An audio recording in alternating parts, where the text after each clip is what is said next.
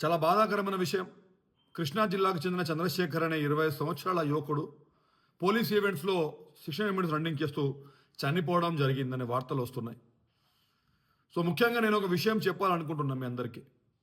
ఎవరైతే police aspirants police ఉద్యోగానికి prepare అవుతున్నారో వారందరూ ఒక విషయం తెలుసుకోండి. ఖచ్చితంగా ప్రొఫెషనల్ ఫిజికల్ ట్రైనింగ్ ప్రాక్టీస్ చేసిన వాళ్ళు మాత్రమే ఈవెంట్స్లో పాల్గొనండి. లేదా మీరు ఈవెంట్స్లో ప్రాక్టీస్ లేకుండా పాల్గొన్నప్పుడు, మీరు పరిగెత్తుతున్నప్పుడు మీ రెస్పిరేటరీ స్ట్రెంత్ కావచ్చు, కార్డియో వాస్కులరీ స్ట్రెంత్ కావచ్చు, మీ లంగ్స్ కెపాసిటీ కావచ్చు సరిపోనప్పుడు, అప్పటి వరకు మీరు రెగ్యులర్ లైఫ్లో ప్రాక్టీస్ చేయకుండా ఎప్పుడైతే మీరు ఈవెంట్స్లో పరిగెత్తున్నప్పుడు ఎంత మొత్తంలో మీ హృదయం అనేది స్పందన, మీ ఆక్సిజన్ అవసరం అవుతుందో హృదయానికి, లేదంటే ఆ ఫ్లక్చువేషన్స్ ఏవైతే అప్పుడు ఎక్కువగా పెరిగిపోతాయో ఆ ఫ్లక్చువేషన్స్ అంతకుముందు మీరు ఎప్పుడు కూడా తీసుకున్నట్టయితే దాన్ని కంట్రోల్ చేయలేక మీ హృదయం అనేది ఆగిపోయే అవకాశం ఉంటుంది. కాబట్టి రెగ్యులర్గా ప్రాక్టీస్ చేయాల్సిన అవసరం ఉంది.